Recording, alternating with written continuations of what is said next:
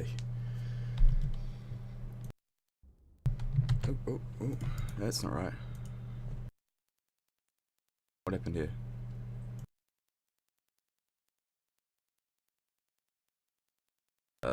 Hold up. That was...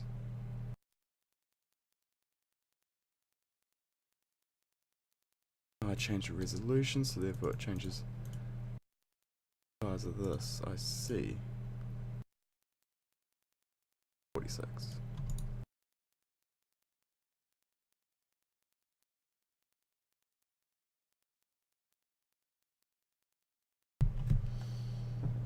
Alrighty, so that's sorted.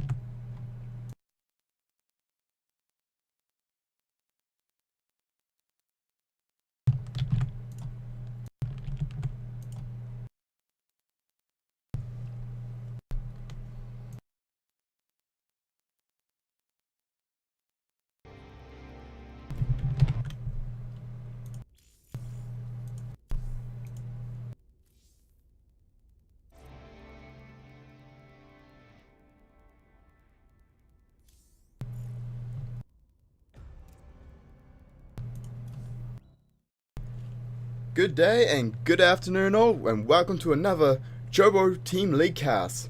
Once again, it's me, Metalcore, and your host, casting this week's best 9 between Team BearSloths and Team Composite.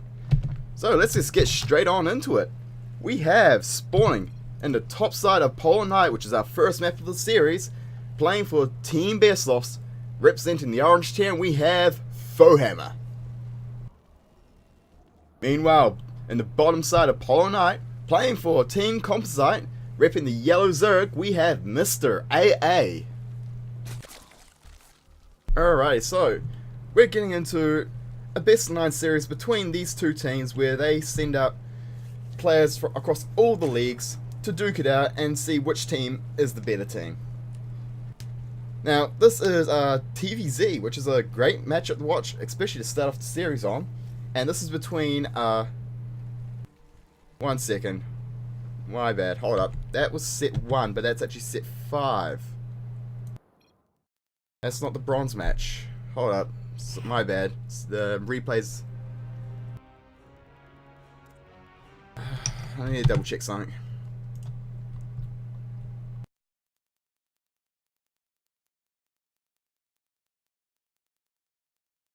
Their opponents got swapped? Okay. My bad, my bad. Alright, restart this.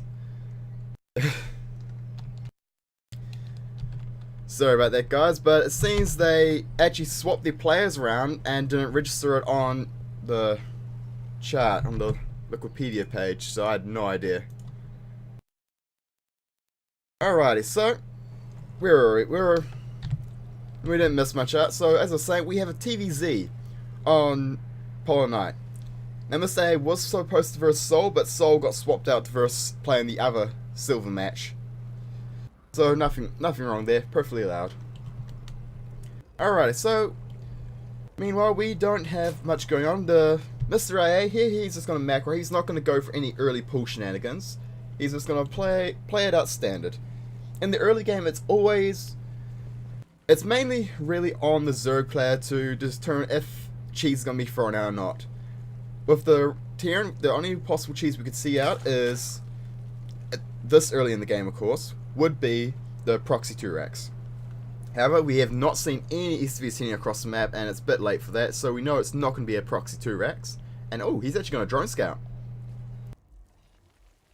And there we go, Rex going down at home for Fohammer. And the question is there going to be gas taken or not? There we go, gas going down on 12 as well, so 12 racks, 12 gas. Looks like we're going to see a fast Reaper out of Fohammer today.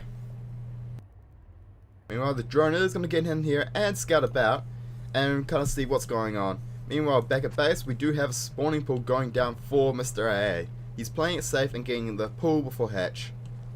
Meanwhile, the hatch should be going down very, very shortly. Oh, he's going to pull gas, actually. This should be interesting. What has he got in his upper sleeve? Got a little bit drone harass here.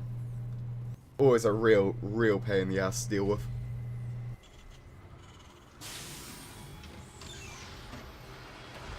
Should be a Reaper coming up. Yep, there we go. Reaper coming up just as we speak. And the drone is still being annoying. He sees everything going on here, so nothing's going to get escaped from him.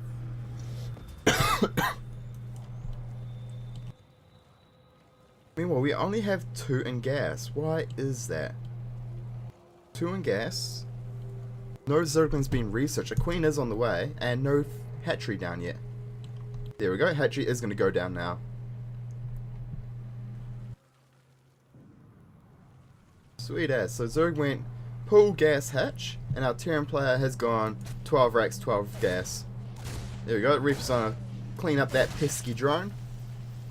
But by the time it gets to the Zerg base, this queen will be popped out and will be able to fix quite easy. And wow, actually getting a spine core, that's a bit of an overcommitment, but there is a second Reaper on the way. So Mr. A playing it safe. He obviously really hates the Reaper harass. Meanwhile, do we have a CC going down on the low ground for our Terran player? And a factory going down behind it. Now, Reapers are heading across the map. There's one Reaper here. And another Reaper still sitting back at home. Now, these Zergs, they're patrolling the cliffs and just getting ready to annihilate that Reaper if he dares jump up. Here he comes. He's going to come up the main ramp, and other Zerg's going to be able to get surrounded him. No. But he's going to get hit by that spine core, taking a spine to the face, and gets owned. Straight up owned. Alrighty. He does have a second Reaper, though, he can use for scouting later on, which is always nice. Now, he's got a reactor going down the barracks and a second gas wing taken, so it looks like he's going to swap the factory out onto the reactor to get fast Hellions out, get some good Hellion counts up. And we've got a starport going down as well. There we go, saturating the gas at last. And there goes the swap out. Oh, and the barracks is going to build a tech lab next to the starport, so we're going to see some Hellion Banshee harass coming down. However, these lanes are going to be annoying. They're going to pressure the front, and there's nothing to deal with it. The Reaper could try and kite it, but with speed finishing up in just a minute, these Zergans are going to be able to deal with the Reapers very easily.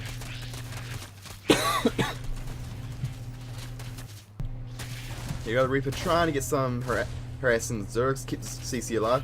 CC should lift up. Oh, got a kill with the Reaper, that's nice. But the Lings have speed, and that Reaper's going to have a hard time. But he's going to get away, and the CC does lift.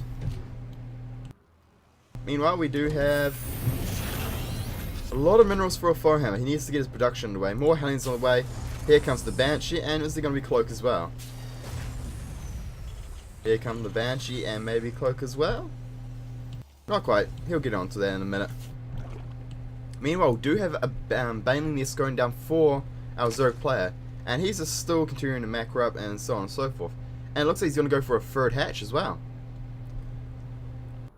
He can hold that third hatch against this Hellion Banshee pressure coming his way. He'll be just fine, but he needs to get some spore crawlers down. The Banshee, there is no Cloak coming down, but the Banshees are very annoying to deal with. There we go. The Hellions are hitting the field, cleaning up these Zerglings and pushing them back quite easily. There we go. Cloak is on the way. A little bit late, but better late than never. And here we go. We do have a wall going off at the front for Mr. AA. Double Evo chain with the Queens in the way blocking. It's going to be really hard for the Hellions to run by and get some work done.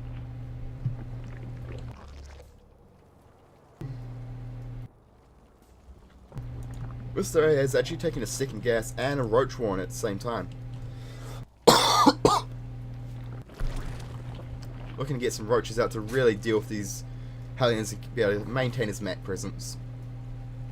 With roaches, you're able to push back the Hellions very easily, as Hellions do not trade well against the roaches. And here comes the Banshee. Remember, our Zerg player has no idea that Banshee is coming into play and doesn't know that Cloak's about to finish. So Once Cloak finishes, this Banshee's going to get a lot of damage done. Hellions are going to move out to the field and try and pressure the front, but the Queens are in the way to block that. Looks like they're going to try and fight the Queens, but the Queen... Oh! One Queen does get target fired down and does fall, and the Hellions do back out as 2 Hellions were down on red health and didn't want to lose much more. Scan goes down in the main, he sees Spore Crawler, he sees the lair, he sees what is going down. Meanwhile, there's still no Spore Crawler and the Banshee actually hasn't got any work done. Here we go, Banshee is finally coming in and it does have Cloak and should be able to get quite a few drone kills here.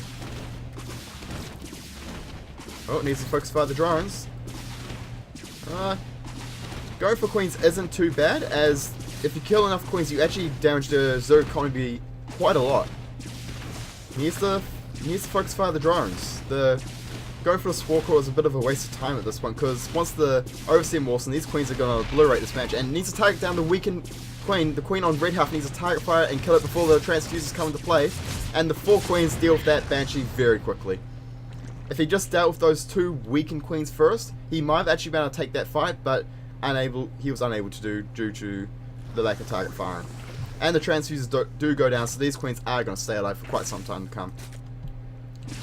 Looks like the Banshee is going to just poke away at this third base though. Meanwhile, back at base we have our Terran player just really macroing up and getting all the Raxes underway, get the production, the double upgrades, all the Raxes got Stim already done, and Combat Shield should be starting shortly. And it's really going to macro up and pump into it. Now that Banshee is just going to sit there and poke away, and we actually have our Zerg player going for a Hydralisk then. That's a very interesting choice there. But we do have the +1/+1 on the way. One of them is the +1 range attack, and we do have Roach Speed on the way now as well. However, no Spore Crawler, no Queens. This hatchery is going to fall if Mr. AA does nothing about it. We do have +2 starting straight away, which is really nice to see. Looks like Zerg's going to have a very good upgrade advantage until Terran starts 3-3 at least. Meanwhile, one more gas being taken at the natural, and Roaches can't shoot out, so there's nothing you can really do about that. This Queen will pop out, but I don't think the Queen will be able to... Oh yeah, as long as the Banshee keeps targeting the hatchery, the Queen will be able to fight the Banshee, but Banshee goes Cloak, and there's no Overseer here. So the Banshee is going to hunt down this Queen very easy, picking up 450 minerals for its efforts. Huge pickup there. Terran player is on the map though, he's got a lot of Marines and a lot of Hellions out here just getting ready and getting in position. With combat shields going down and +1/+1 just about to finish, our Terran player is getting to quite a good spot. He's also got a lot of Wooden Mines coming to play now as well. And we do see +2 coming on the way, but will there be +2 armor? Doesn't seem to be so. And the Spire is coming down. Where is that Spire? Here we go. Spire is coming into play, and we have... Looks like it's going to be Roach Hydra Mutalisk. That's quite a weird composition. No, we've got Baneling Speed and a whole lot of links in the field. And these Roaches are going to move out, and they're just going to get obliterated. There's too many Marauders here, too many Banshees. They need to back up before they lose more. And that Hydralisk will get picked off by the Hellions. There we go, Spine Core's trying to go down, but too much Hellions, too much Marine, too much Bio. And it looks like Forehammer is just going to push through and slaughter his opponent right here. The Banelings are not done yet, and if they morph in time, they can get some huge connections. Here they come, Baneling's going to do... There we go, Baneling's morphed in and getting some really nice connections, but the Marines do back out, and it looks like the Terran player's army will survive. Drones coming off the line, but this is too many Marines. Marines got Stim, and they're just going to shoot these drones to shit. They're not going to survive. Meanwhile, Spikecore nearly finished, but it gets shot down at the last second, and some links are going to come on the field. We've got 20 more links on the way, but with no melee upgrades and no banning support, no queens, no nothing, these Marines and Marauders are going to clean this up easy. But Dover Stim! The Terran army is over Stim now and actually dies quite easily. Now Mr. A is still ahead in the drone count. What, he must be... He needs to move a couple of the drones from his main down to his natural. And his +2 did finish. So if he goes for a big swell of Roach Hydra, he might be able to do some damage. But looks like Forehammer has been pretty onto it with his upgrades, but he only has Marines at this point. So a big Roach Hydra force could really do some damage, but we don't seem to have that. We just have a couple of Lings and some Roaches, which are going to get cleaned up incredibly easily. And And we do have a third CC going down back at base for the Terran player, and he is starting an armory. He's going to look to get his +2/+2 on the way ASAP. If our Zerg player started his +2 armor now, he could have a significant upgrade advantage and really try and make this work, but he's only going to maintain that +1 attack weapon advantage. Here we go, 6 Banelings are morphing into the field. Always good to have some Banelings to deal with a heavy marine count.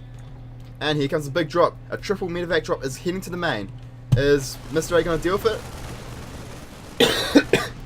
Here we go, here come the Lings. Baneling speed is done, so these Banelings might get the magic connections they need. Here we go, Banelings coming in, and 1 connection, 2 they all make some good connections, but really good pickup on the medevacs. And he's just going to drop back in on the main, and there we go, Banelings are going to go for, have a field day there. And looks like our Terran player is just going to back out. There's not much more we can do at this point. We have 7 mutas hitting the field, and the third base nearly down for Mr. A, but losing at the start was a huge hindrance to him. However, we do have, looks like we're going to have a Widowmine Marine medevac composition coming out from our Terran player today.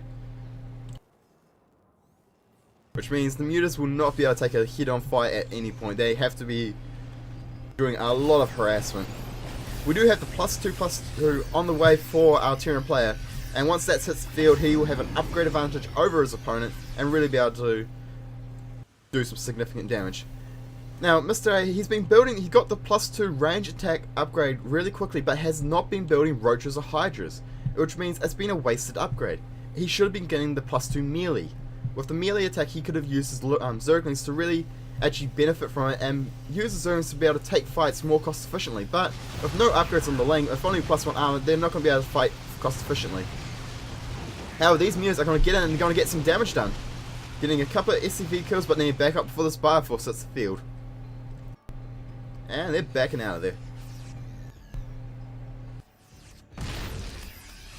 Now we do have Overlord speed coming on, and Mr. A did just lose at Overlord, so he's going to be supply blocked. And it looks like Foham is just going to go for the counter attack. Mr. A needs to morph in a ton of Banelings at home. He needs to morph them in now. If he's going to lose his third hatchery if he doesn't have them ready to defend this. Oh god, here comes the Marine train, and there is nothing at home for our Zerg player. There are mutas in the main dealing with the economy for him, but oh, here we go. Surrounded by the Zerglings, but there's just way too many Marines there, and the Marines shred through that army with ease. We have 32 more Zerglings hitting the field, and it's a couple of Banelings being morphed done, but there's just too much Terran here. And the mutas, even if they come back and try and fight us, they won't do anything, because they cannot fight this army head on. And it looks like our Terran player is just going to kill our Zerg player outright here. There's nothing he can really do. With medevac support, so whole lot of Marines with +2 weapons just about to finish, about half a minute away. And he's just going to steam up, and look at the drone kills. He's getting a massacre here. This mutas come back to try and fight this, but they're just going to get shredded by this Marines. And Marines taking a fight on the ramp, very smart move, and Mr. A taps out. Fohammer takes the first game of the week. Congratulations to Fohammer, keeping it real. Alrighty, so BearSloths take an early lead and go up 1 in the series. Actually, I should probably switch this. There we go.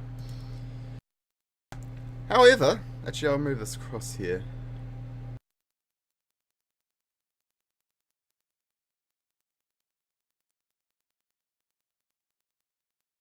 Alright, however, the next 3 maps are walkovers, it seems. So, I have no idea who to award them to.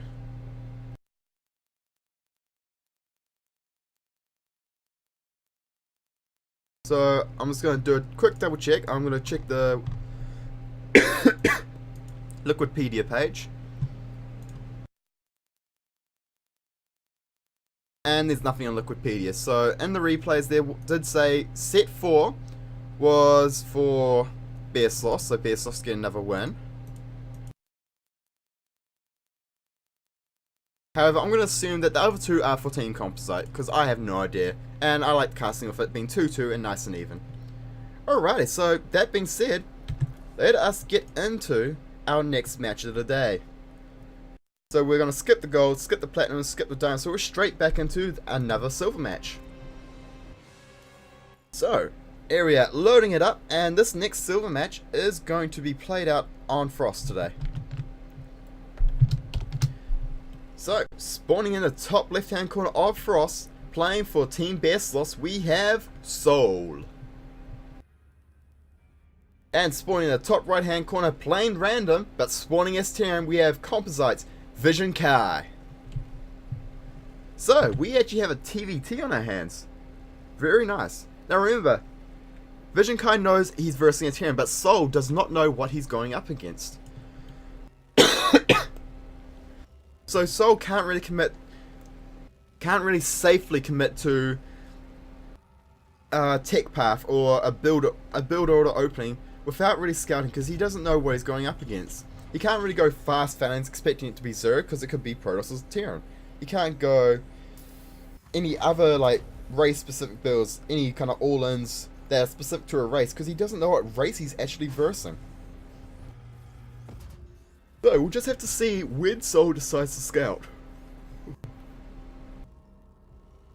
Alrighty, so supply depot is done. He's going to go for the rack straight away. And Vision Kai has actually been very proactive and is actually going to scout straight away. And he's going to actually be lucky enough to scout the right way straight off the bat. This means he's going to actually see exactly what Soul has got in store for him. And back at base, Vision Kai has got a Rex going down with no gas, so he's going to be doing a gas style of play here. There we go, the SV is going to get up the ramp and is going to see into Soul's base, and we'll see the gas. He sees the gas and knows exactly what's up. Actually, no, he doesn't. He actually misses out on the gas by just a smidgen. But he's going to go back and double check that gas. There we go. He sees the gas for sure. So he's going to just have a look around. Alright, I see everything I need to. I am out of here. He's getting the hell out of there and going back to base to get that mining done. And he actually, in response, puts a refinery of his own down. Very smart play by Vision Kai. He can use this to get his Reapers out, or he can get it to get a fast factory and get Hellions out to deal with the Reapers. Here we go. We do have a Reaper going out for Soul, but he does not know where his opponent is still, I believe. He might have been able to guess by the path his SV chases his opponent away from, but Vision Kai led his SV down to the bottom, so if he did that, he would guess wrong. Bit of a late auto command for Vision Kai here, it seems. Bit unusual, but nothing too bad for him. And we do have a couple of Marines pumping out, coming onto the field. Vision Kai nearly has 100 gas, so I'm expecting to see a factory go down shortly. And we do have Soul going for a CC, so he's going for Reaper Expand. A pretty common build in TVT these days, and pretty safe as well. Now the Reaper, the mine gains from Vision Kai send the SV down and away from his base, has tricked Soul, and this Reaper is not going to find the right base anytime soon. Meanwhile, we have a factory going down for Vision Kai, and Marines are still being pumped out, so he's going to be up to 4 Marines now, so that means when this Reaper gets here, if the Marines intercept it, it's going to annihilate that Reaper easy peasy. Back at base though, Soul is getting his own factory down and is getting a second gas. So he's really going to look to tech up pretty quickly. Here we go, we have the 2 Reapers coming from across the map, pincer style, looking to get into the base of Vision Kai and see what's up. Vision Kai has a tech lab going down and has got a starport as well. And the Reaper's going to pop in, and will the Marines get them in time? There we go, the Marines do shoot off 1 Reaper. Oh, 2 Reapers, where does he go? Where does he go? He's going to pick off, does get 1 Reaper, but the other Reaper does see everything going down. And are the Marines going to be able to kill the second Reaper? Yep, second Reaper does fall, and Vision Kai gets both Reaper kills. However, Soul saw everything happening inside of his opponent's base. He saw the tech lab on the factory, the starport being built. He can figure out, alright, my opponent's going for Banshees. And behind that, he has an engineering bay going down. Very smart play from Soul, and just being prepared for everything. He actually has his own starport going down, and once that goes down, he can get a Viking out and really be able to deal with the Banshee quite easily. Now there we go, Banshee going down with Cloak. However, because of Vision Kai's gas timings, it is not as early as it can be. You can get a Banshee out about a minute earlier, being started at around 5:20 in the game, but with the gases opening from Vision Kai, it looks like his Banshee will be started a minute later, and therefore hitting a minute later as well. Now we do have a missed turret in the middle line going down for Soul, and there is a Widowmine in position here. This Banshee, if it flies over the Widowmine and gets a detonation, it's going to take one shot from the Viking or one shot from the turret to really deal with it, and makes it very easy to snipe the Banshee and negate all the damage. Now we do have Sol starting his stim research and really looking to get the stim up, get the... Actually, he's going to get a tech lab on the starport. Is he going to get a Raven? Or is this going to be a Banshee of his own? Oh, here comes the Banshee, and it's going to fly around the Widowmine. So the Widowmine will not get a detonation on it, but the missile turret is in place. And actually the... Oh, there we go. Banshee is going to finally get some work done. Trying to get a few SV kills, sitting in the magic spot here. Outside of range, but here comes the Widowmine. Repositioning. Oh, looks like Vision Kai's onto it, but ooh, not quite out of range. Alright, we have a tech lab on the starport, but he's using it to build medevacs, so no real point to that at all. Unless he wanted to build a Raven, but he didn't need the Raven at all, it seems. Second missile turret coming down into the mineral line, and we've got a couple of idle SCVs here, so they really need to get back to work. Now we have two Banshees on the field here as well. Vision Kai is continuing to build his Banshees, and he actually has Marine tank coming out across the map. Back at home, Sol only has two Widowmines and a couple of Marines, so this all-in from Vision Kai might actually kill his opponent outright. His opponent's been getting his production underway, building up his production, and it's actually going to go for a drop as well. Which means he's going to be leaving his base undefended completely. Here comes Vision Kai, Banshees and Marines storming in the front, and they're going to shut down this mining expansion very quickly.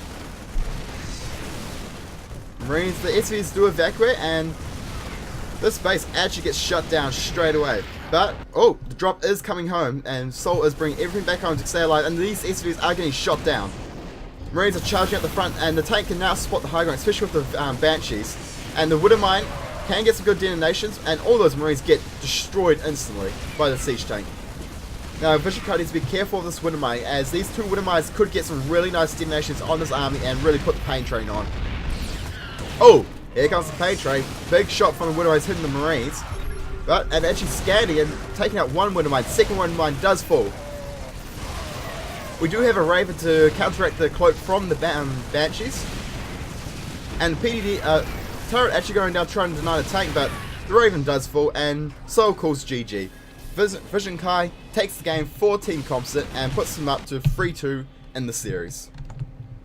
Alrighty, so Team Composite is sitting at 3-2 against their opponents, Team BearSloths. At this rate, they will have the game in the bag. 2 more wins, and they win. But it's not all over yet. We've still got many games yet to cast. So let's get into the next match and see who is going to take the lead and really try and push ahead and win this game. Is Team Composite going to even get ahead even more, or is Team BearSloths going to even it up? Only one way to find out, and let's get into our next series.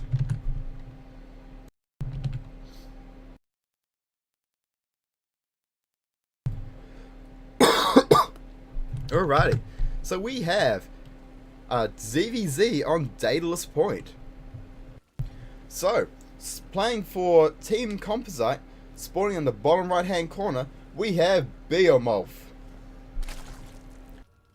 And spawning in the top left hand corner of Daedalus Point, playing for Team BearSloths, we have Croton. Like, Croton. Slightly weird name. I thought it was just Croton, that's Croton. Weird. Alrighty. So with a ZVZ, it should be it's a mirror matchup. Looks like we've got a few of these today.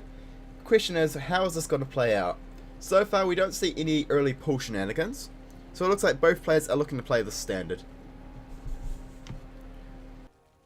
Alrighty, so far nothing's happening at the moment. We have both ovals going across the map, getting ready to scout their opponent, but they're not going to be able to see much yet. Here we go.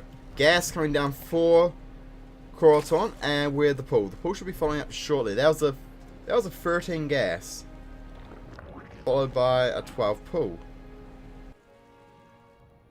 Actually, and Beowulf is taking a...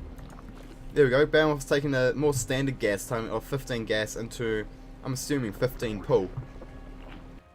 There we go, Crawton's pull does go down a little bit earlier than his opponent, but Beowulf starts shortly afterwards, so there's very little time difference between the two. Alrighty, so both players are mining their gas away, and they're going to be looking to start speed as soon as it starts. So this is going to most likely evolve into Speedling Wars or Speedling Baneling. So it should be some pretty action-packed, intense micro battles going on in this match.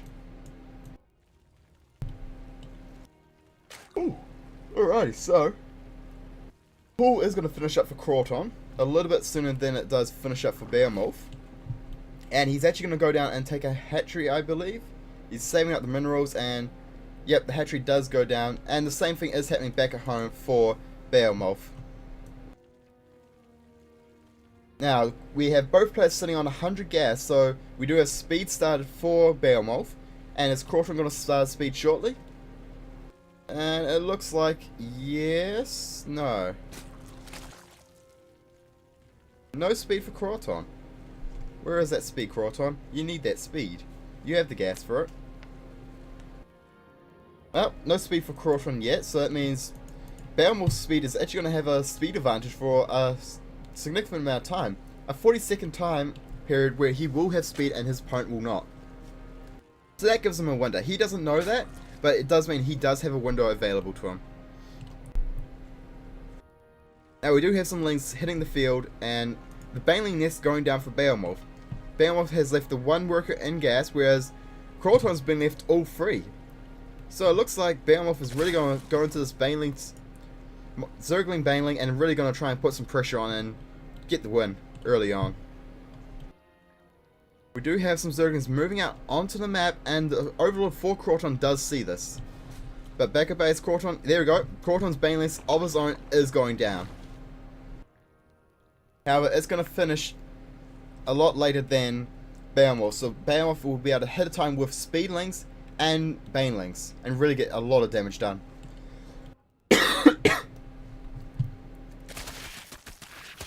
Oh, they could have killed these lings, but looks like, oh, yep, he's actually going to get the ling kills. That's really nice, good pick up there. But here comes Crawton's lings of his own, and these lings need to get out of there. There we go, backing out, safe move. Need to wait for reinforcing links to get here. Back at base, Beowulf is actually droning up as well. He actually got some more drones. And there we go. He's got the Baneling nest out to be quite defensive, but other than that, he's going to just go straight up to the Roach Tech. He's not going to waste his gas on Banelings if he doesn't have to, and just work on getting the larger rope count as soon as possible. Here we go. Defensive Banelings being morphed in, and we have Speedlings from Crawton moving across the map.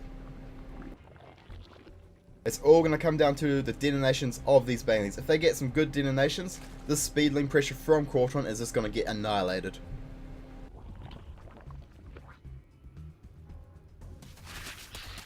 Oh, one Ling does move and sees the Speedlings out there. But it looks like Crawton's just going to back out. Ooh! Beowulf is actually going to chase him back, which is quite ballsy, but with the Banelings he can kind of afford to do that. Now Beowulf is actually going for a fast lair now, so once the lair comes into play, he'll be able to get his roach speed underway and really push out with a large roach force and really decimate his opponent. But back at base, Crawton is doing the same thing. He's getting his own lair on the way. Alrighty, so far we haven't actually seen much happen in this ZVZ. However, there is a big move out. A lot of Banelings, a lot of Speedlings moving out across the map, getting ready to put some pain on the Beowulf here. And we do have 2 evolution chambers going down and a spine crawler. However, I do not think this will be enough. A second spine crawler does go down, and here it comes. Zerglings are trying to pop on, and didn't name them Banelings. That's a very good pickup from Crawton. I mean, yeah, Crawton. God, the colours are confusing me a little bit. Another wave of Zerglings are going to try and get some more Baneling detonations. Oh, looks like they are not quite getting the Baneling detonations though. and just really dying, being sacrificial there. Now the second spine core is about to finish, and there are a couple of roaches out on the field for Behemoth. So these brains are going to have a hard time dealing with those roaches, and more roaches are on the way. Here we go, Crawton's moving out, and he's going to go for it. And taking the engagement, and here come the banelings from behind. Some big baneling conditions happening back, and the banelings for Crawton are actually detonating on the roaches. Very ineffective baneling detonations there, and the roaches fighting the choke, which is very excellent for them, and Crawton's speedlings are going to get cleaned up very easily. And Crawton's actually going to lose an overlord here. Never really afford to do that, as losing an overlord will get him supply blocked. And here we go. Behemoth is taking 2 extra gases at the main. The rebel overlord. He wants to see the world and see what's available and all that kind of such, but he just gets killed instead. Remember, kiddies, overlords aren't meant for exploring, because they get killed. They're like finding an Easter egg. Alright, so it looks like Behemoth is just going to back out, and oh, Behemoth going for the Nidus network. I'm loving this. Nidus network, they're just amazing. So awesome to watch.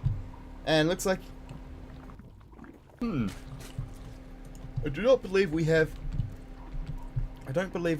the... Oh, my bad. Do not believe we have any upgrades for Behemoth, whereas Crawton is getting his +1 and speed, whereas Behemoth actually doesn't have speed yet. Now his Nidus network is done, so the question is he going to pump out a ton of offensive units, or is he going to keep droning up, which it seems like he's... Oh, there we go. More drones on the way. More roaches, I mean. Alright, oh, there we go. Here comes the Nidus network, and he needs to just pump out as many units as he possibly can, and so as soon as this Nidus network goes out, he gets swarmed forth. However, and he needs to hit soon, because in the next minute, +1 armor will finish for his opponent. The Nidus network does go up, and Behemoth is going to continue producing roaches and streaming his reinforcements through the Nidus network. And it looks like he gets Queen, and here comes the reinforcement. Here comes the army for Crawton. Zero going to get some good surface area on the roaches, but it just seems to be too many roaches for Crawton to deal with. There seems to be a roach advantage for Behemoth, and with the instant reinforcement from the Nidus network, he can reinforce this instantly. Oh, you need to kill the roaches, because they're reinforcements on the way for his opponent. Big reinforcement of roaches for Crawton, and more coming in from Behemoth as well. Our +1 armor has finished for the roaches, but it just seems like Behemoth hit him with too much too soon. And with the reinforcement stream for the Nidus network, looks like he will be able to close this out. Yep, Crawton calls the GG, and it looks like Behemoth takes the game for Composite.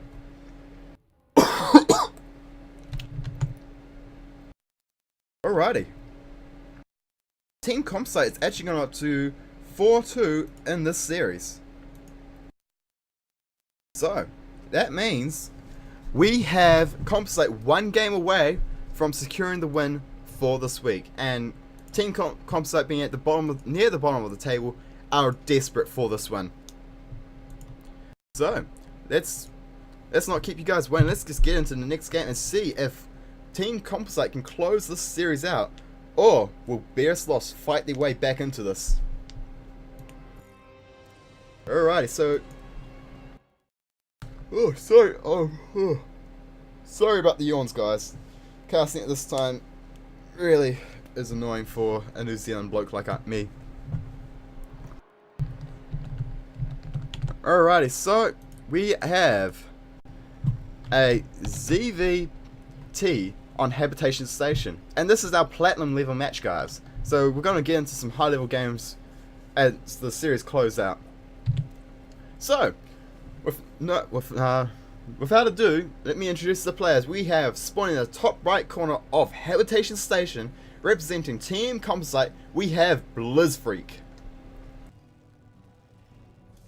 And spawning in the top left hand corner of Habitation Station, playing for Team BearSloths, we have Darkstar.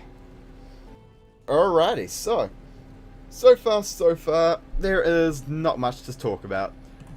No early pull shenanigans. Oh, shit. Oh. No early pull and no early gas. So it's going to be a standard Rax timing, and Word has to wait to see if he goes for Reapers or not. Remember, Reapers are tricky to do on this map as there's very little surface area for them to jump up into the main base.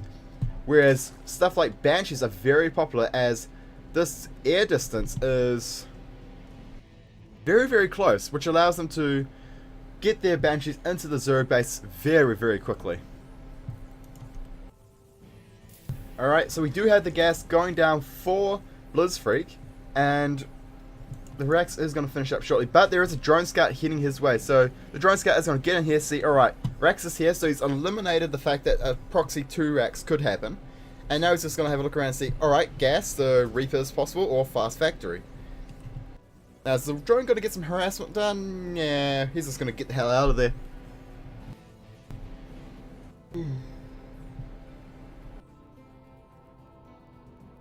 Alright, he's just going to patrol there and wait to do a scout later. And we actually had the SCV going out to scout as well.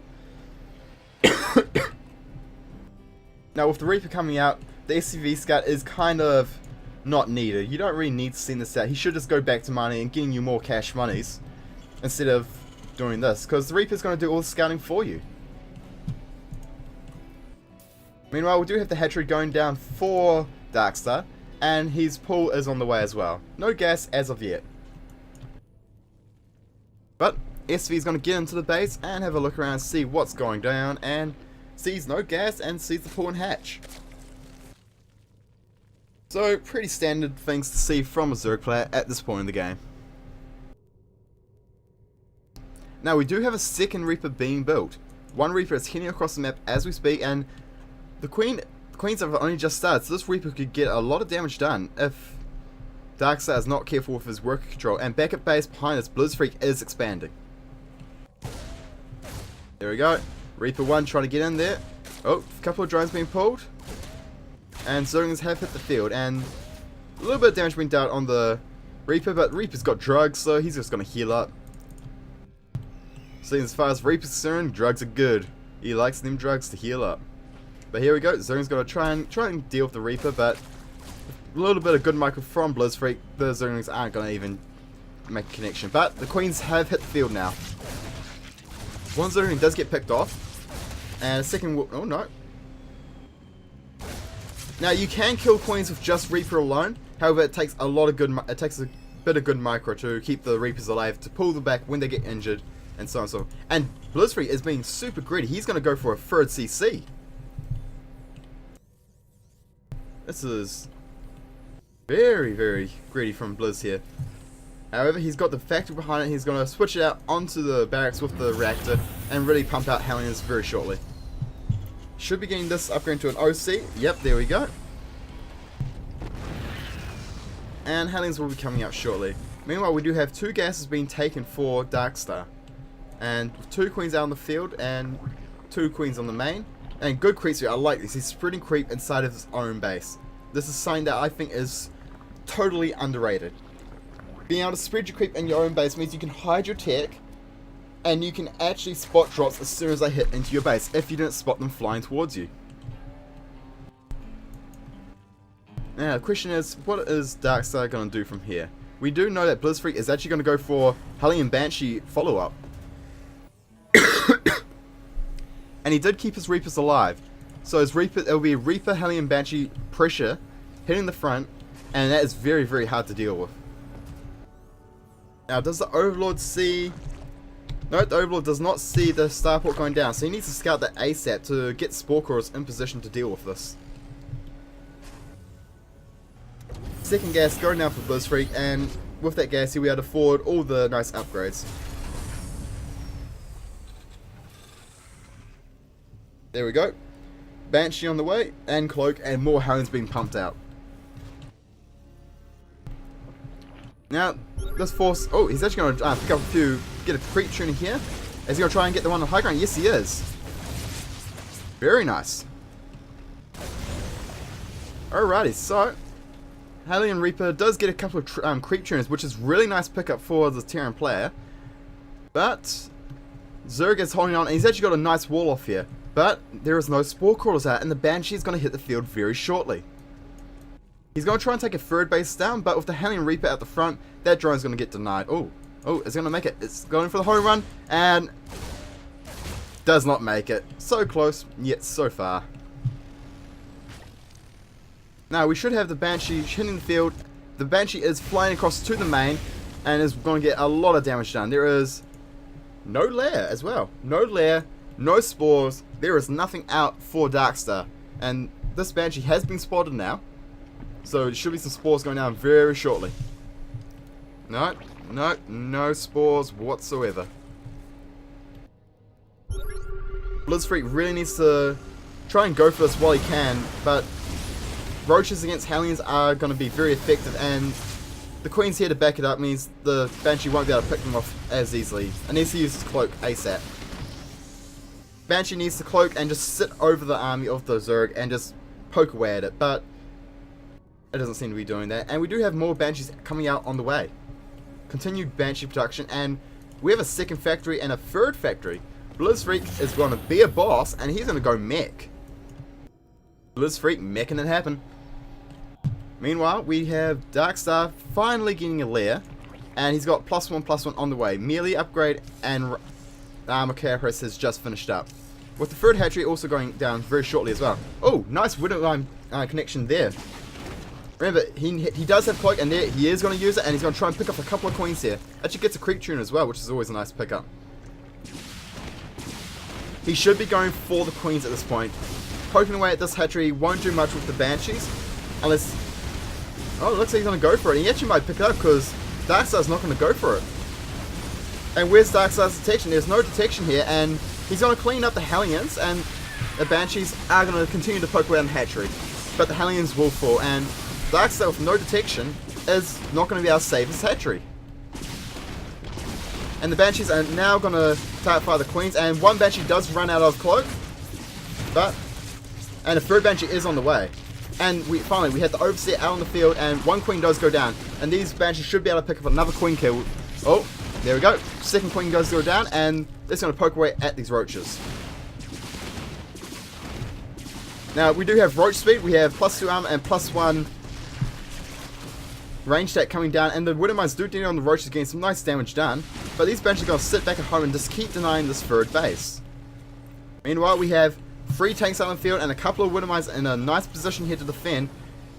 Darkstar, he's going to run into a tank lines, and he's going to take some tank shots to the face.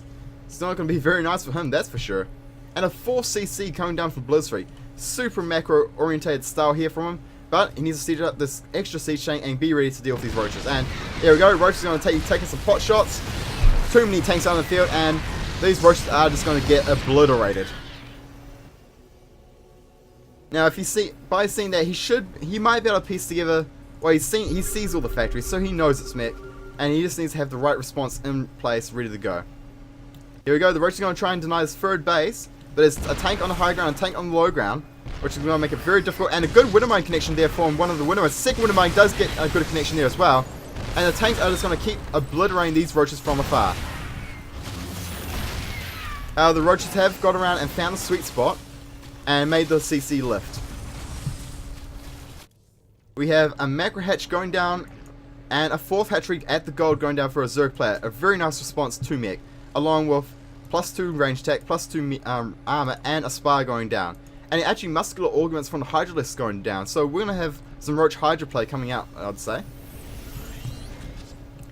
However, the siege tank count for Blitzfreak is really getting quite scary. There's 5 tanks down on the low ground, 2 up on the high ground, and he's got +1 attack, +1 attack on the way. And he's got 4 factories with tech labs. He can produce out a ton of siege tanks very, very quickly. And the gas is being taken at the third, as mech requires a ton of gas. 4s, tanks, upgrades, production, blue flame as well. Everything is just so expensive gas wise, and Terran he needs that extra gas as soon as he possibly can get it. And actually your opponent's got a spy and is actually going for an infestation pit as well. So he's opening up all his tech parts, which is a really, really nice move from him. There we go. Mutas are on the field and there's no AA for Blitzkrieg. He is building some turrets back at base, but if the Mutaflot gets too big, they're not going to stop them. But we do have 4s hitting the field, which is very nice to see. 4s are great at dealing with these Mutalisks, as if these Mutalisks are not being microed and not being magic boxed, the 4s will unleash a huge... Oh, here we go. Mutas. Banshees are just going to sit in the middle and get a whole lot of drone kills. Darkseid needs to take these Banshees out now. Alrighty. Well, we're 15 minutes into the game, nearly 16 minutes. Let's have a look at what's been done. Where army supply is in favor of Blitzkrieg, which is scary for Darkseid, I must say, and the worker supply is even. Blitzkrieg has managed to kill 10 workers throughout this game, which is why he has actually got an SCV lead, which is... Well, basically, Darkstar is not in the position you want to be in as they're going up against a mech Terran. At 16 minutes in the game, you need to have better economy and larger army. If you've got the worst economy going up against the larger army of the mech player, you're going to have a really hard time. But he does have one thing going in his favor, his upgrades. He's got +2/+2, and he actually has Hydra speed and Hydra range just about to finish up. Now, Darkseid is keeping an eye on the 4th. Both 4s, he's actually spinning creeps to this one, which is a really smart thing to do, as if you let a mech player take a 4th and 5th base, you are going to have a hell of a hard time dealing with him. And for the gold hatchery is up, but there's no workers transferred here. He needs to get transfer workers here ASAP to get the cash monies, and here we go, a couple more drones being transferred across. Hallian's moving out and do deal with those lings. But here we go, we've got a couple mutas moving across the map, and looks like he's going to try... Oh, is he going to... No, Hallian's going to get away. Nope, mutas do stand, the mutas are going to try and get some Hallian kills. And it looks like Hallian's going to run straight into these queens and these roaches hydras. Those Hallians go down pretty quickly. Now we do have Hive on the way for our Zerg player. Once Hive hits, he can start as free and go into Broodlord or Ultralisk. And both of those tech trees are extremely efficient against dealing with mech army. Now we have primarily ground-based mech. We only have 2 starports. So a Broodlord switch will do a ton of damage here, as there's no Vikings out to deal with them. But back at base we do have Swarm hosts on the way. Now this is actually quite nice, because this is where Zerg really starts to shine in the TVZ mech. What he can do here is he can show Swarm hosts and force the mech player to go, alright, there's Swarm hosts on the field, I'm scared now, I need to get a lot of tanks. And, oh, drone getting denied, not quite getting the hatchery down. But, here we go, +3/+3 on the way. But, back at home, there's a ton of command centers going down for Blitzkrieg. So he's going to be looking to, he's going to barricade this like a boss. This is actually a pretty gangster way to barricade this bit off. The Hallians do run in and they do die. Quite a quick and painful death. Now he's got a mobile roach hydra force, and he's got a couple of swarm hosts out on the field. Now with the free, the swarm host locust will be fully upgraded, and at the moment Blitzkrieg is only sitting on 1/1. So the locust will be able to do some good pressuring, and by building the swarm host, you force your opponent to get tanks. So therefore, when you go into Broodlords, he has no Vikings to deal with it. And these Hydra Roaches are going to push up here before these CCs are done. And looks like he's going to get some... Yeah, he's going to take them out. No cancers going down. And the mech army is forced to reposition. But it looks like if the Zerg player goes, he can actually deny his 4th base quite easily. But then he's going to back out, as the siege tanks are getting in position. That's very nice by our Zerg player. The main strength that a Zerg has over a Terran is mobility, and he really needs to use it, and that was a very nice showing there. By attacking where the Terran army is not, he was able to deny a 4th base and delay that 4th base, which also delays the 4th gas, the extra gas base income for the Terran opponent.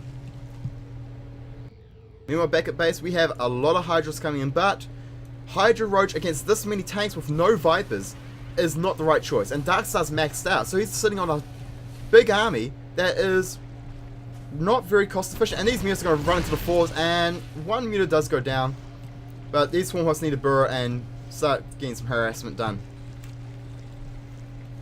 Free is going to finish up very shortly for Darkstar, however. And with +2/+2 on the way for the mech army, there's upgrades that are really going to start to take off. And there we go. He sees the swarm hosts and they're undefended, and he's just going to walk up here and kill the swarm hosts. Darkstar is losing everything at this point. Well, it was only 5 swarm hosts, but there's just no way he can fight this army at this point. He has a couple of mutas, a Roach Hydra army with no Vipers, and he's going to go for the surround. He's getting a nice flank. The Siege Takes are not sieged up, and the Siege Takes are still not sieging up. He's fighting this army with no siege. So these Roach Hydras are actually doing very well, as there's very little splash damage, but Siege Tanks are getting sieged up, and the Hellbats and Fours are buffering, and these Hydras will get cleaned up. Even though the Zerg took the far superior engagement there, you cannot fight a mech army without Vipers and a hit-up fight like that with Roach Hydra. Roach Hydra is good DPS, but way too squishy, whereas mech has a huge amount of splash, huge amount of power behind it, and is very robust. Fours have 400 HP, very hard to deal with, and the Siege Tanks are just going to bombard the gold base and shut down all mining. He actually needs to move Siege Tanks forward so he can continue. There we go. Vipers are on the field, and they're going to get some abducts going down, abducting the tanks into the Hydras, and there are some Vikings to deal with the Hydras, but 2 Hydras still live, and these Hydras will clean up the majority of the rest of the mech army. He needs to push forward and actually deal with this tank. He's just... Oh, he's clumping out the Siege Seeker missile. Is going to get a huge detonation. Oh, that's very nice from Blitzfreak. Darkstar just seems to be a little bit too indecisive at the wrong times, it seems. It's really hurting him in those engagements. Meanwhile, this 4th base, it is not going to get run by. You're not going to run by and deal with this 4th base, because there are 3 planetaries, a whole lot of turrets, Widow Mines getting position, and yeah, it's just, that's a gauntlet. You're not going to run up there. There is a Ling run by, but there's a lot of Lings running by, but it's just not going to get anything done. I just want to watch, see what happens, as there's nothing else happening. Mind you, +3/+3 on the way from the mech army, and here we go, run by, but GG. Darkstar throws in the towel. He's basically, when Azure gets into that point, it is incredibly hard for him to beat a mech opponent, and he recognizes it. Alrighty, I'm in a tough spot, and he's just like, alright, I can't beat him. So, Blitzfreak actually closes out the series for Team Composite, and Team Composite is up to 5 wins. They actually win the week. So, Team Composite getting that much needed win, which is awesome to see. Alrighty. So, that means we still have 2 more matches to be played. So the question is, can BearSloths get a couple of maps in and really help their map score out, or is Team Composite going to run away with this week and really destroy their opponent? Well, we'll just have to find out in just a second. Alright, so let's load up set number 8. This is our last gold match. So, after this we'll have the ace, so we're getting into... After this we'll have a very exciting ace match, I'm sure of that. Alrighty. Oh. So, we have the 8th... Oh, it is set 8, but it's not the 8th match for the series because we had a few walkovers. However, we do have... Spawning in the bottom right hand corner of Ultra Regime Stronghold, playing for Team BearSloths, we have Matt the Cat. And spawning in the top left hand corner, playing for Team Composite, we have Vash. Now it looks like we're going to have the 3rd and final mirror matchup of the series. A PvP to close out the mirror matchups, I think. Wait, no, because there's one more still to come. Alrighty, so we have an early scout from Vash coming out. He's going to get on the map and look around and try and find his opponent as soon as he possibly can. The sooner he knows his opponent, the sooner he can plan some dirty cheese or figure out how he's going to play this game out. Maybe take a hidden expansion. Very popular on this map with its huge size. Alrighty, so far nothing really happening for either player. They're just going to build up some probes. We've got a scout out for Vash, but no scout from Matt the Cat, and Actually, here it comes. He's going to scout after his gateway. The extra minerals means he does get to start his gateway a little bit earlier, so there was always that. And Vash will scout his opponent in the second position he scouts, and that can be the same can be said for Matt the Cat. Meanwhile, we do have a gas going down at home, double gas going down at home for Vash the Cat, and only one gas, no, two gases going down at home for Vash. Wait, did I say Vash the Cat? I think I did. My bad. Oh well. Ah, whoops. That's right. So, we have 2 workers in gas, and there'll be another 2 into the next simulator as well. And is Vash going to have a look around? Yep, he's going to look around and see what's going down. He sees the gas. He should be able to see that there's only 2 in each gas and go, alright, you're going for tech, but you're not going to overcommit. And we actually have both players putting down their side cores as we speak as well. And oh, Matt the Cat is actually going to scout the bottom left hand core and then scout the top right hand and then scout the actual spawn location of his opponent, which means he's going to scout his opponent as late as he possibly can. Meanwhile, nothing really happening too much. We both players go for mirror builds, it seems. Yep, Vash has also got 2 workers in each gas geyser, and basically identical builds at this point. Now Warp Gate is being started for both players, and both players are getting that Forest Stalker, and looks like they're both going to get a Mothership Core out. However, Vash has not got his queued up yet, whereas Matt the Cat does. It's always nice to get that Mothership Core out as early as possible, as the earlier you get it out, the sooner it can be building up its energy. This annoying little probe still in the base of Matt the Cat, but the Mothership Core will be able to deal with that quite easily. And there we go, the Mothership Core is queued up for Vash. And Vash is actually going to go for expand behind this. There we go, it's going to be going out any second now. Bam. And the probe is going to finally... Oh no. He knows his opponent is there, so what is he going to do? Is he going to proxy a pylon, or is he just going to back out? Looks like he's going to back out and hide for now. Now we do have Matt the Cat actually getting a robotics facility underway. And another gateway. I'm expecting to see a second gateway come out. I mean a third gateway, as there is a proxy pylon going down. So the probe puts the proxy down and then is going to try and get in the base and have a look. It sees a stalker, but it's just going to run by it and actually sees that Vash is getting a robotics bay of his own. And that probe rolls down the ramp and just gets owned by a stalker, owned by his brethren. Now we have an observer coming out for Matt the Cat, and the robotics facility is not quite done for Vash, and Vash is actually chucking down 2 more gateways as well. Now Matt the Cat is about to take his expansion, it seems, but it is a lot later than what Vash has got. Vash's expansion is actually just finishing up at the same time that Matt is looking to put his down. So Vash is in a very, very strong economic situation here. Meanwhile, both players are getting observers out onto the field so they can really get into each other's base and scout around and see what's going down.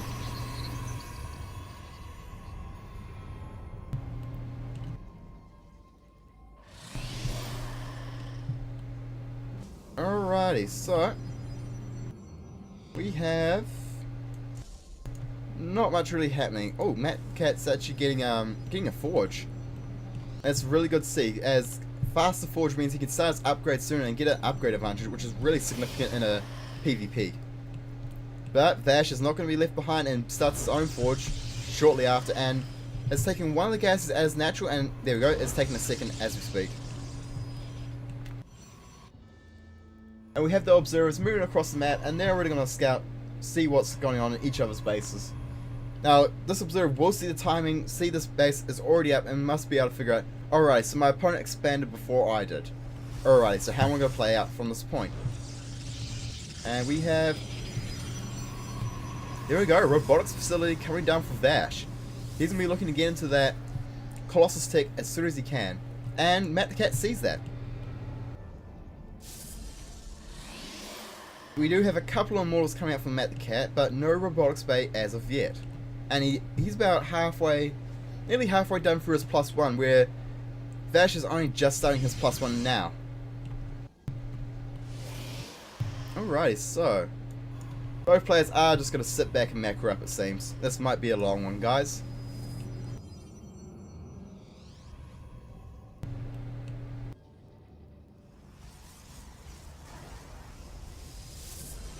And the robotics bay is down, so we could see a Colossus come out for Vash.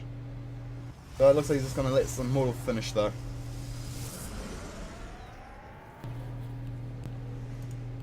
Now we've got the hallucinated Phoenix going out, but there is an observer in his base, I believe. No, it must have been taken out. So he's going to have a scout around, have a look what's going on. And Matt the Cat is actually going for a Twilight Council. So he's going to look to get a weapon upgrade advantage very early on in the game. As soon as his Twilight Council is finished, he's going to start his +2 and really corner that upgrade out. However, there's still no robotics bay for Matt the Cat. He's going to go for a no Colossus kind of style of play here. Very interesting. And there we go, +2 on the way, and Blink is on the way as well. Whereas back at home, we have the Thermal Lance coming out for Vash. We have the Colossus being the first Colossus underway, and his own Twilight Council to also start his own +2.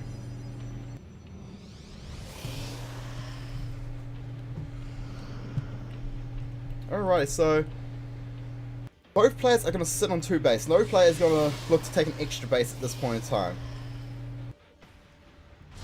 They're both going to be playing very, very steady, and Vash is actually going to start a +1 armor upgrade.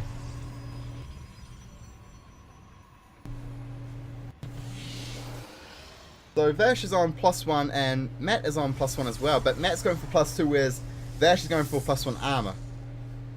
And he's researching nothing from the Twilight Council, so he's looking to really spend all his gas somewhere else. But he's floating 750 gas at the moment. That's a lot of gas. He needs to be spending that gas as soon as he can. That should be going into upgrades, more Colossus, more of everything. And Matt the Cat has actually got a Templar Archives going down. Is he looking to push across the map? Well, he's warping and stalkers at the proxy pile, so Matt the Cat's going to go and try and kill his opponent straight away. Well, it's not straight away, it's 12 minutes into the game, but looks like he's going to hit when Blink finishes, and if he chrono boosts out the +2 upgrade now, it should finish as he hits. But no. There we go. There's the chrono, and Templar Archives has been morphed in, so he's got no gas available, so he can't really warp in a ton of Archons, but he does have 2 here already. 2 Templars that will be at least 1 Archon. Maybe feed. Oh, he actually could be using this for feedback on the Mothership Core. And here we go.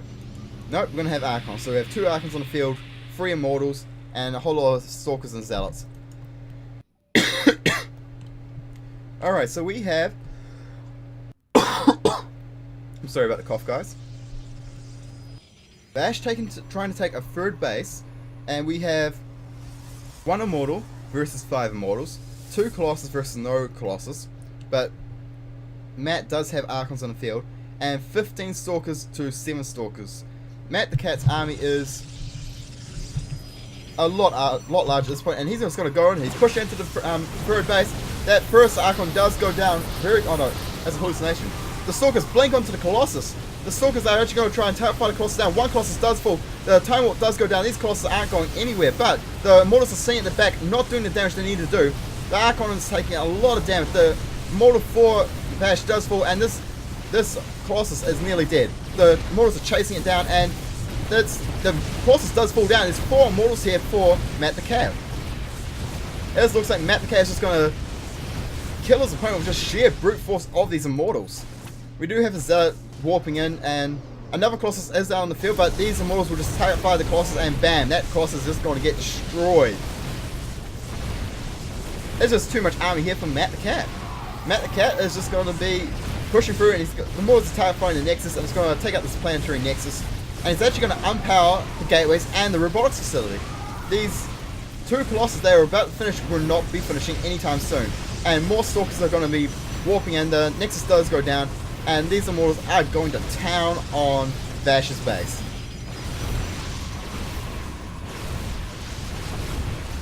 With everything unpowered, and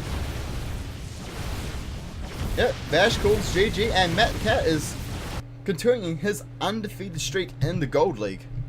Very impressive. Alrighty, so that means BearSloths actually get a map in the series. They go up to, the series goes up to 5-3 for Composite, and we're down to the last match of the series. We have the best of 3 Diamond Ace match.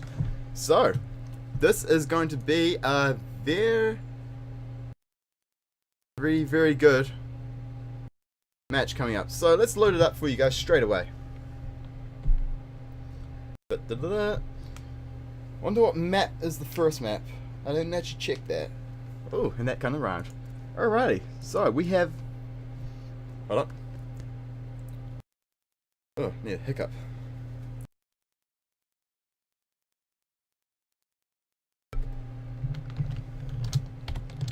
Oh.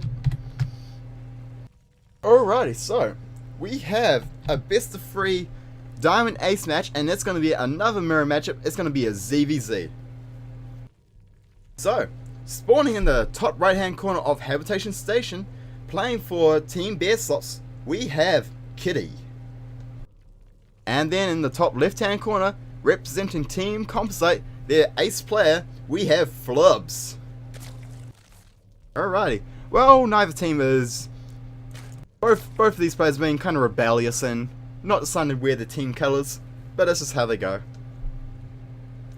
Now, this is going to be a best of 3 Diamond Ace match, and it's a ZVZ, so we should see a very volatile ZVZ. And Flubs, being a little cheeky fella, letting Kitty know she, is it a he or she? No idea, because it's Kitty. It's unisex. Some fun little banter coming out from both of them. I love doing this as at the start of the match, just having a yak to your opponent's always nice. Oh, Kitty's calling Flubs out. Cat power is over 9,000, so some pretty crazy shenanigans coming down here. We'll see how this goes. How many cat power it does.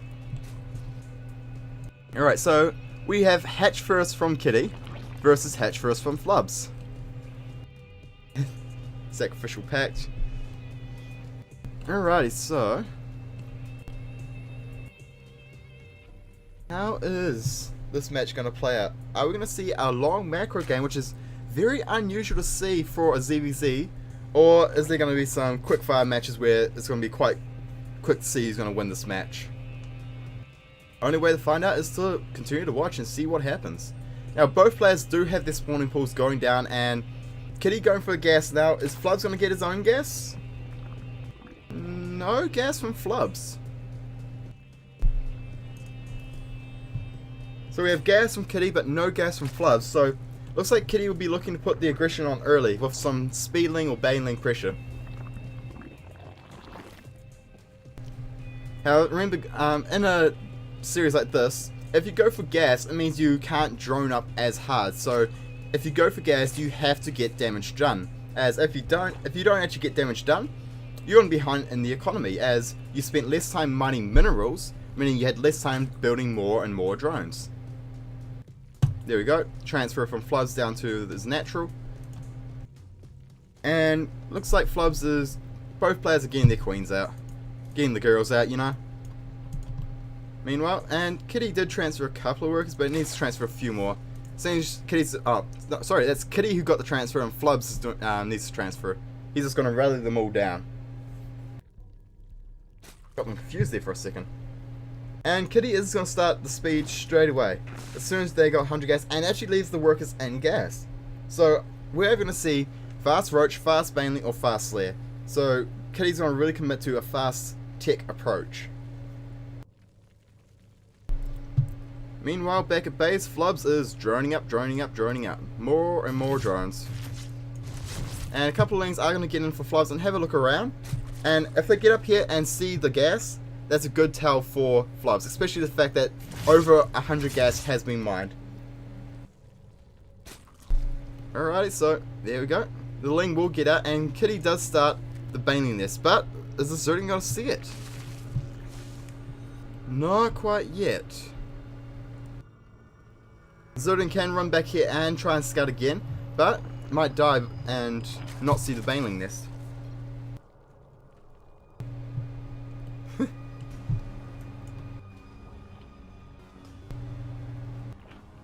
Alright, back at base, Flubs is taking 2 gases down at the natural, and is looking to start getting his gas mining underway as of now. And actually, Flubs is going to look to take a third. Very greedy. More fun.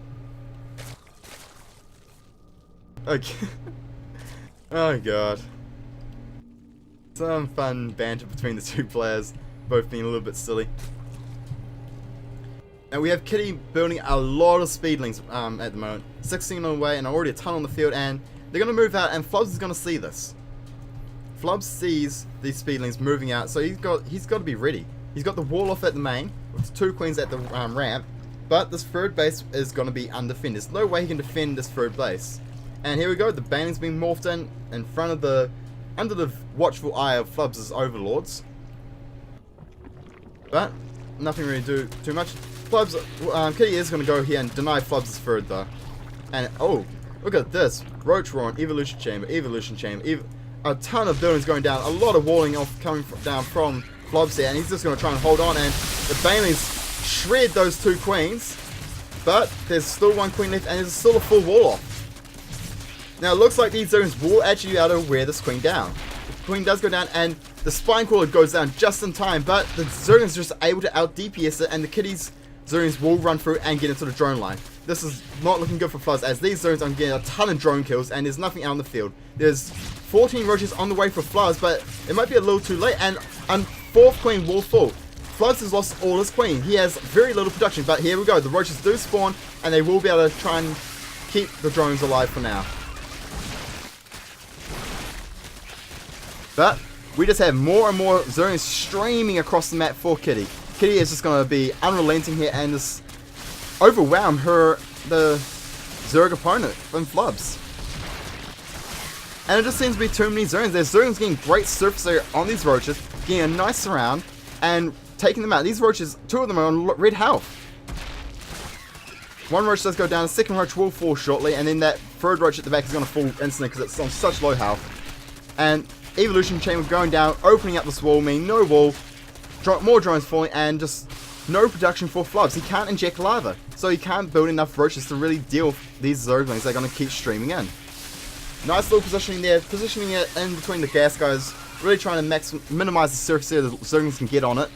But there we go, a couple of banelings morphing in at the back of Flubs' base, and these Zerglings, they're fighting the broodlings, they're fighting these evolution chains, which is not too great.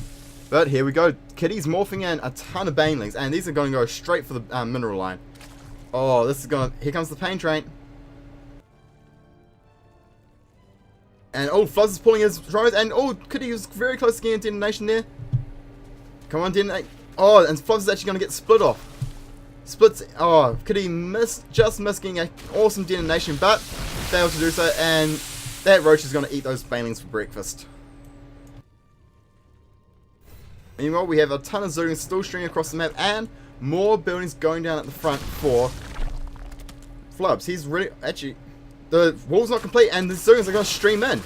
Oh, and they're getting an awesome surround on the roaches.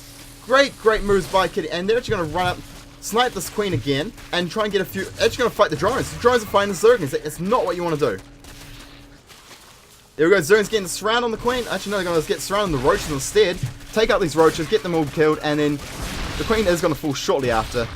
And I think this is going to be GG for Flubs any second. There we go. So Flubs taps out, and we actually have Kitty going 1-up in the series against Flubs. Alrighty. Now this is a best of 3 ace match, so this can go on for another 2 games possibly. So we'll just have to see how this series pans out. Alright, so the second match will be on Polar Night. Alrighty.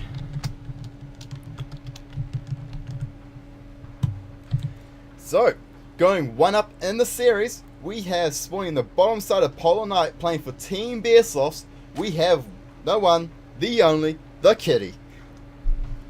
And spawning in the top side of Polar Night, representing Team Composite, down one game in the series, we have Flubs. Lingu OP. Both these players seem to be quite chatty. A little bit of a chatterbox. Alright, so Flubs lost that first game and he tried to hold on for a heavy macro play but just wasn't able to pull it off. So how is Flubs going to approach this match? Is he going to cheese or is he going to keep macroing? We have to wait and see.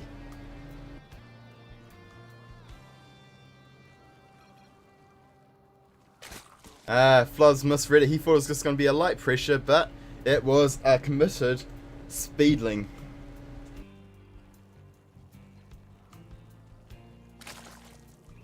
Alright, so Kitty actually has early gas coming down once again. And yep, Rook is going into the gas, looking to get some really fast gas income. This is gas. The gas is mined before the pool even starts. And the pool will be going out any second for Kitty. There we go.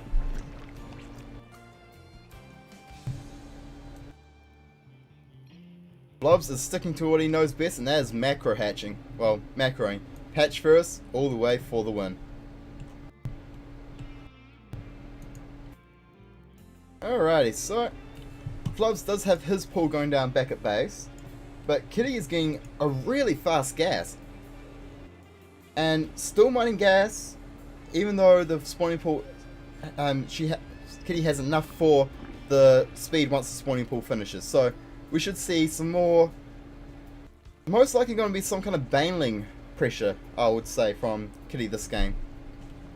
Because remember, there's no hatch gone down, so Flubs has got to see us. Alright, there is no hatch. No hatch has gone down, and Kitty has got a baneling nest going down. Looks like Kitty's going to try and close out the series with a quick baneling bust all in, and was going to go for a second gas, but obviously not. So, what is Flubs' response going to be? He's got one spine crawler going down, and his pull is finished. He doesn't have speed on the way yet. He has no gas to do so. So how is he going to hold off the speedling bane pressure that's coming his way? Lings are moving across the map, and he's got to be careful because these lings are going to be able to get some damage done. However, spine crawler will finish up for Flubs back at base. Meanwhile, Kitty has got the baneling nest down, and speed is halfway done. Speed will be finished up very shortly, and once it does, Kitty will be looking to put on a lot of pressure. Alright, Flubs has got some scouting lings on the way, but it looks like Kitty's trying to kill them before they can scout the baneling nest. And is the queen going to be able to kill the zergling? Yep, that queen kills that zergling just before the baneling nest gets scouted. But at this point, Flubs has seen no hatchery, so he's got to suspect something is up. And 6 banelings are morphing at front of the base of Flubs and getting ready to really just bust through. Here come the banelings. And that queen was pretty hungry. That queen just ate those banelings. Oh, looks like Kitty didn't do something. Kitty might have made a mistake there, it seems.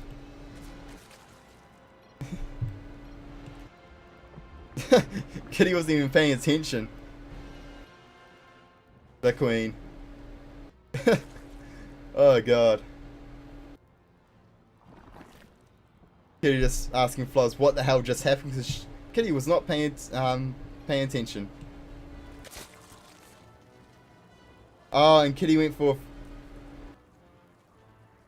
and my 13 pull turned into a 13 gas. Oh god. So Kitty did a bit of a build order stuff up there, and Flubs gets back into the series with going up onto one game. So we're going to be going to the ace match.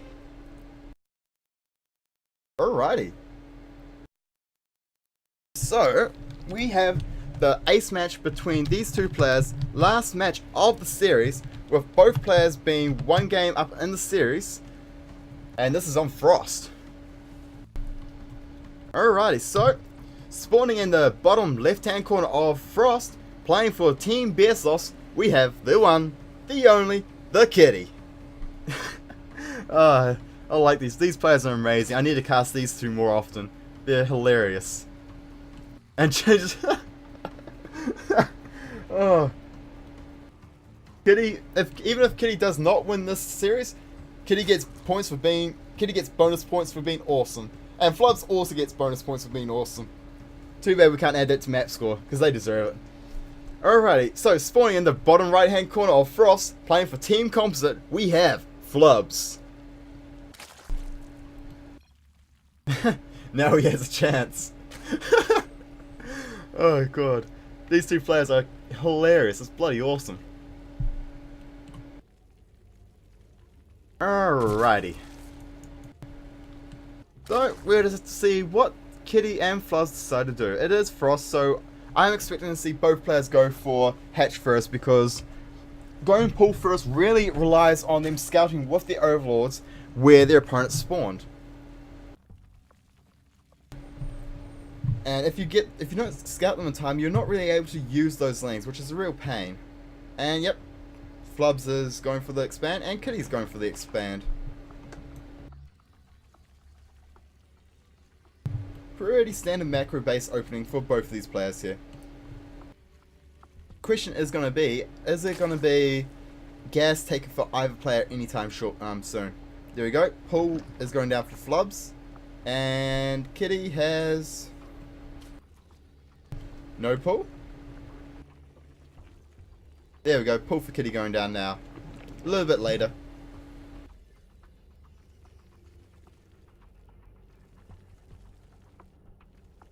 Alright, so both players, we're going to be having a bit of a lull to start off this game, as both players are going to just be playing very economic, and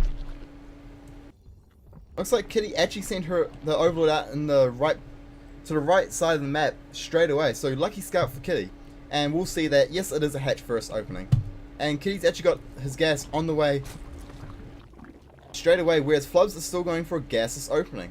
Seems Flubs really likes this gasless style. Alrighty, so meanwhile, we've got two queens on the way for Flubs. Kitty's queen should be, yep, the gals are being built as we speak. And other than that, it's basically been a mirror build so far, other than the fact that Kitty is taking gas and Flubs is not. Lane count is identical, the drone count is identical, it is all relatively identical at this point. However, Flubs he's been safe. He's building a spine crawler at his base. He saw that, okay, I've been scouted, better get that spine crawler up just to be safe. And because Kitty did bust up the cheese before, and oh, Kitty might actually lose an overlord.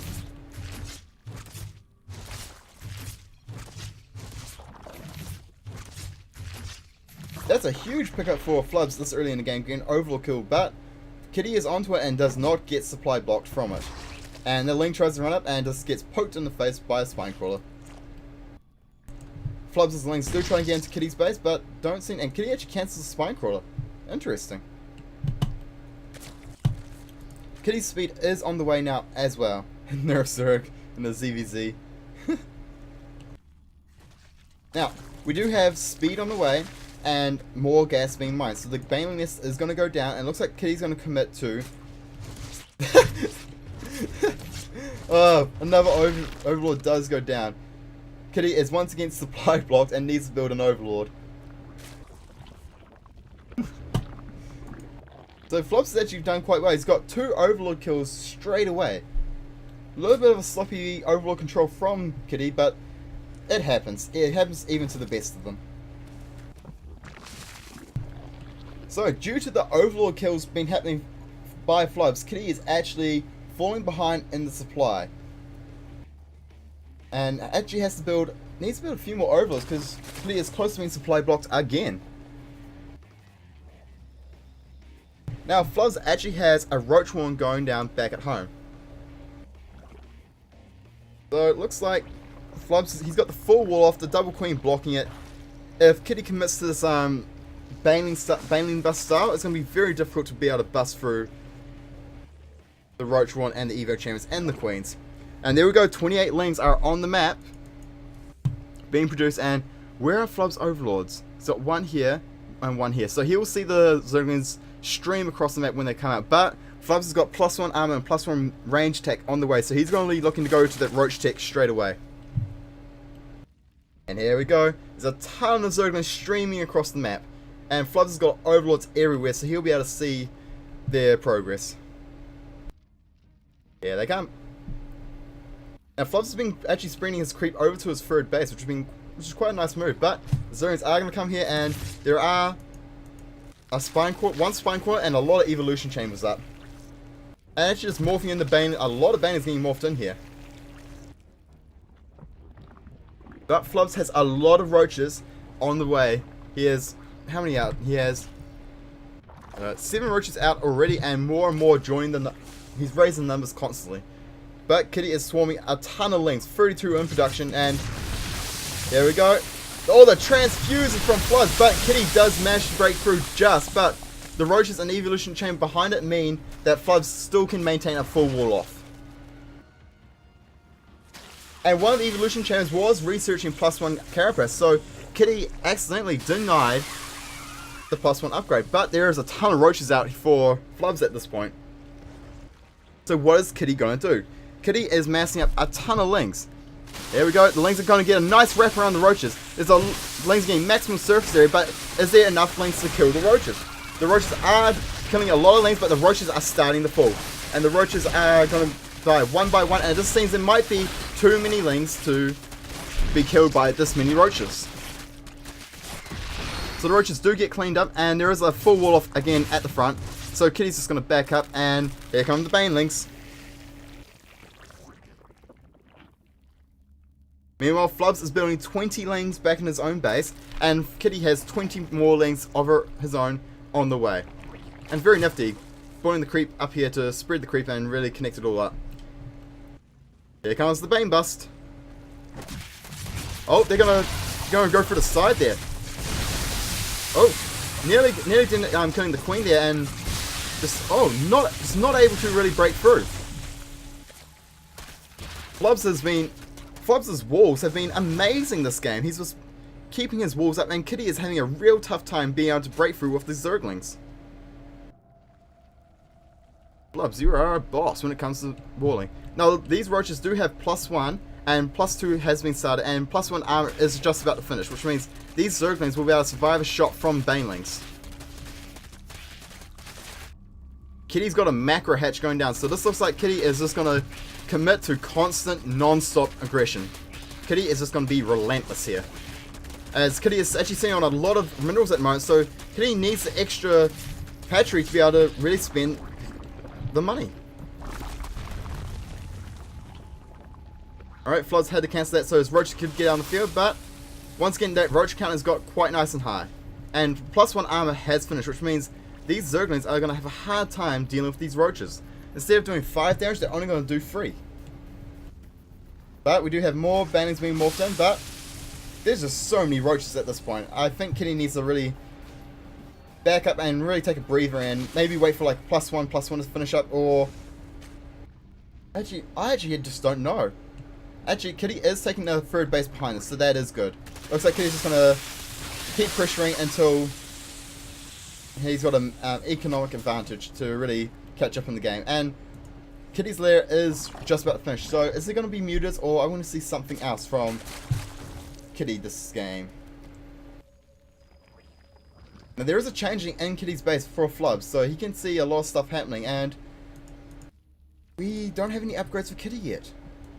Meanwhile, Roach counterattack coming this way, and Kitty is going to be in a lot of trouble. It's going to be very, very hard for Kitty to be able to hold this off, and this third base is going to be taken out by Flubs.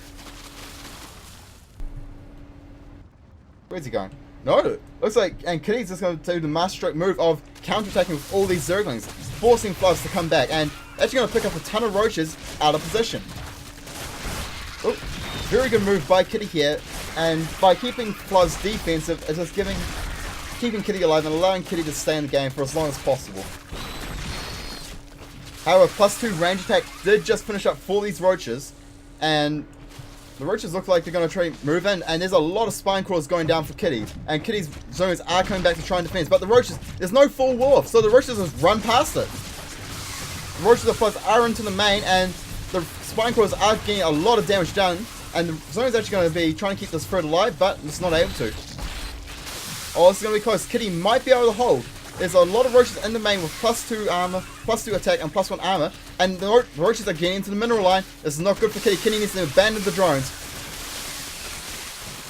We have more links for Kitty on the way. And getting the nice surround there. Awesome surface area on the roaches by Kitty. Awesome lane control.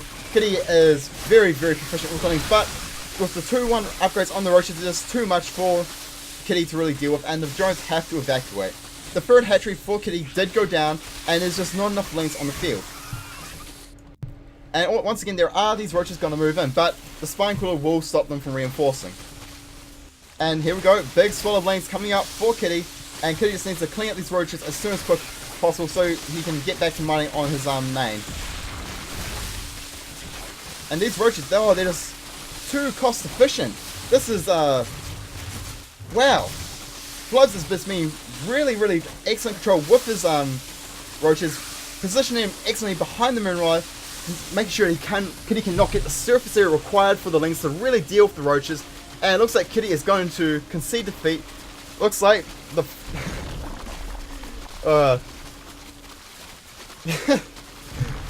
this is just, these two players they put up a great ZVZ series, a very interesting one, and they get bonus points for being awesome. The back and forth banter between them has made this match very interesting, and there we go.